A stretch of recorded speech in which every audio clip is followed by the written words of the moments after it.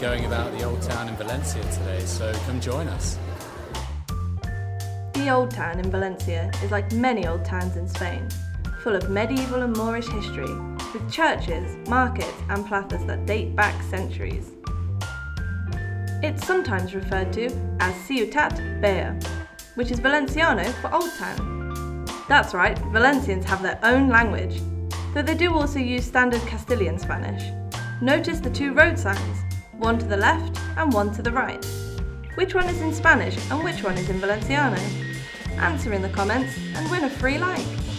Anyway, the Ciutat Vella, or El Carmen District as it's also known, was a walled city during Roman times. You can see these ancient Roman ruins in the fantastic Museo de la Almoina. Valencia was founded in 138 BC by retired Roman legionaries who were given the land as a reward for their service. Valentia is Latin for vigour or bravery, and the city was named after the valiant soldiers who came to live here after their fighting was done.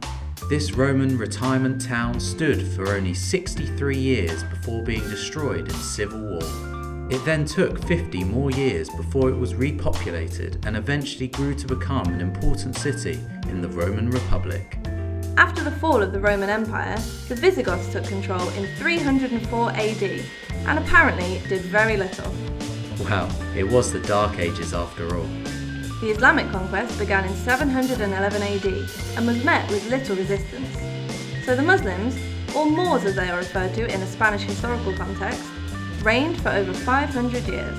The Moors were excellent at cultivating the land, introducing new irrigation systems that brought about green fields and increased prosperity for the region. They should also be thanked for one of Valencia's most important exports even today, the delicious oranges.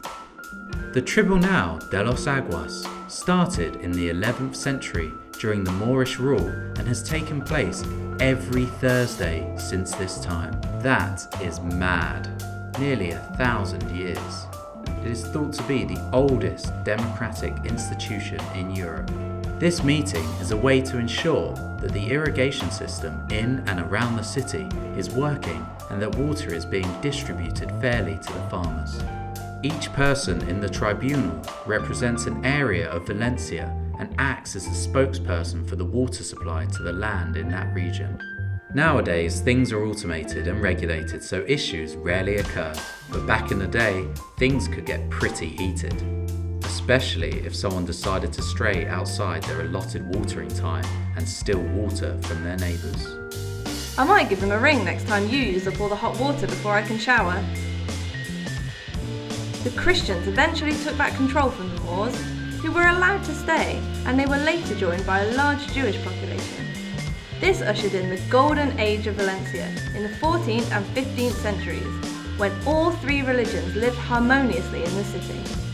During this period, Valencia flourished, with the construction of this cathedral you're standing in, and the towers we spoke about in a previous video, and many other grand buildings, including the Lonja de la Seda.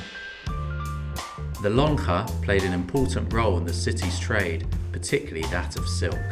It's a great place to visit with 3 distinct rooms as well as a beautiful orange garden. This room has a wonderful ceiling. This room hosted the first ever merchant tribunal in Spain. And this room is as grandiose as they come.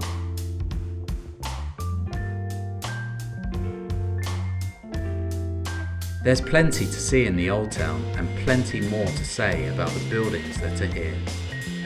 But we'll leave you here today. Please like and share this video. Please become our patron on Patreon and help us choose what to film next. Thank you so much. Hasta luego. Ciao.